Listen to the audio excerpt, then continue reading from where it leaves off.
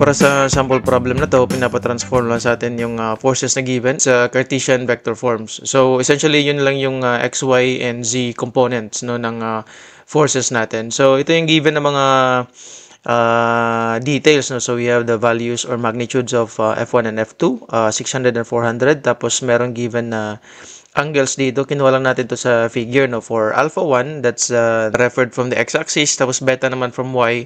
And gamma from z. So, makikita natin dito sa figure, yung F1 natin is nasa x and z plane lang siya. So, therefore, wala siyang beta 1 or yung angle from the y-axis. So, ito yung axis natin na y. Ito naman yung z and then we have the x-axis. So, for alpha, so since horizontal si x, so yung component niya is yung 4 over 5. Tapos si gamma naman, which is the vertical, so yung component niya is the 3 over 5. Okay? And then for F2 naman, meron tayong given angle from the x-axis, so that's alpha 2, that's 60 degrees. And then we have angle from the z-axis naman, which is yung gamma, which is gamma 2 pala to dapat, na hindi siya gamma 3. This is supposedly, that's gamma 2. Kasi for F2 naman, wala naman tayong third na force.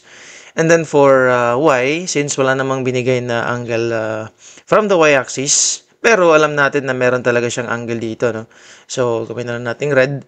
Meron talaga yung angle dito, no? Galing sa y-axis, pero hindi naman given. So, kailangan natin yan kunin. Kaya ginawa natin, ginalagyan natin ng question mark. So, yan yung kunin muna natin para sa F2 mamaya. For F1, unahin natin yung F1x. So, yung F1x, yung angle natin is naka 4 over 5 na siya. No? Wala siyang angle talaga na given in degrees. Pero ito na yung magiging component natin for, or yung multiplier natin para sa component niya sa x-axis. So, diretso na yan. No? So, we have 4 over 5 of 600. So, 600 yung force natin. 600 pounds. Tapos, yung F1y naman, so this is I, no? Tapos yung F1y, since 0, so 0 din yung ano, no? So, isulat pa rin natin para lang makita kung paano natin kinuha, no? And then, we have for F1z, yung component natin is 3 over 5 times 600 pounds. So, lagyan natin ng J, tapos lagyan natin ito ng K. So, therefore, yung magiging F1 natin na component, that's 4 times 600 divided by 5. That's 480.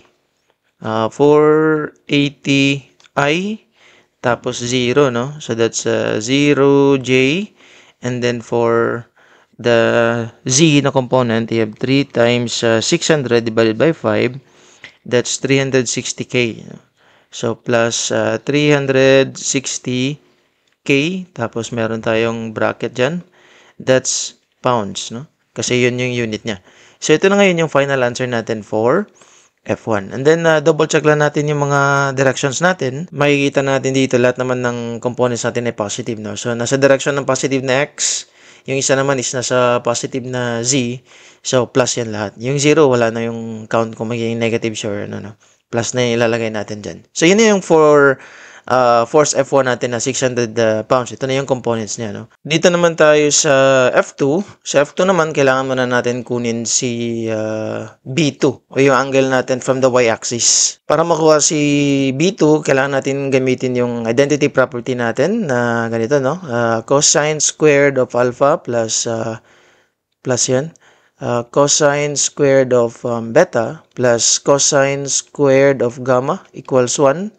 So, meron tayong alpha which is 60. So, cosine squared of 60 plus cosine squared of beta na unknown plus we have cosine squared of 120. That's equivalent to 1. Tapos, makukuha natin dyan si beta which is equivalent to, dito tayo sa calculator natin, that's cosine of 60. And then squared plus cosine of alpha x kasi unknown siya. And then squared pa rin. Saan na yung squared dito? Yan. Plus cosine of 120. Tapos squared naman. And then alpha equals 1. Tapos yun. Meron tayong sagot na 45 degrees. So therefore, yung beta natin is 45 degrees. Tapos check natin yung directions natin. Yung y is nasa positive din. Yung x naman is nasa positive. And then yung z natin, that's a negative. But since greater than 90 degrees na siya, no? So 120 yung binigay na gamma. So automatic yan, yung cosine yan is negative na siya diretso mamaya. No? So makikita natin mamaya. Okay, so now that we have beta or B2, that's 45 degrees.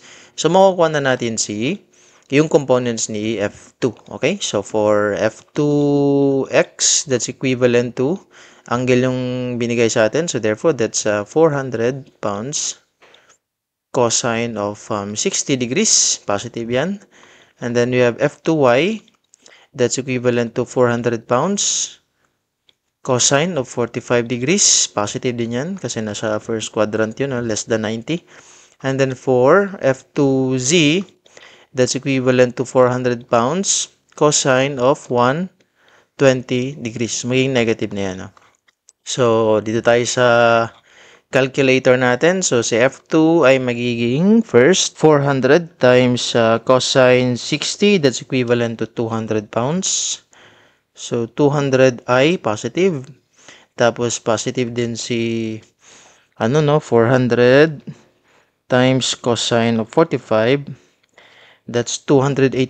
I-whole number na lang natin. 283J. And then, check natin si 400 cosine of 120, negative 200. So, ito yung sinasabi natin kanina, no? Na since greater than 90 degrees siya, so magiging magiging negative na automatic yung magiging sagot niya dyan sa cosine. And then, lahat nito ay naka-pounds. So, ito na yun yung final answer natin for F2. 200i, 283j minus 200k. Okay, so ito na yung final answer. Yun, so I think yun na yun para sa sample problem na to. Kailangan lang talaga natin kunin yung mga yung mga angles, no. So from the x, y, and z axis para ma-transform natin yung forces natin into its x, y, and z components naman, no, na yung magiging equivalent niya. Okay?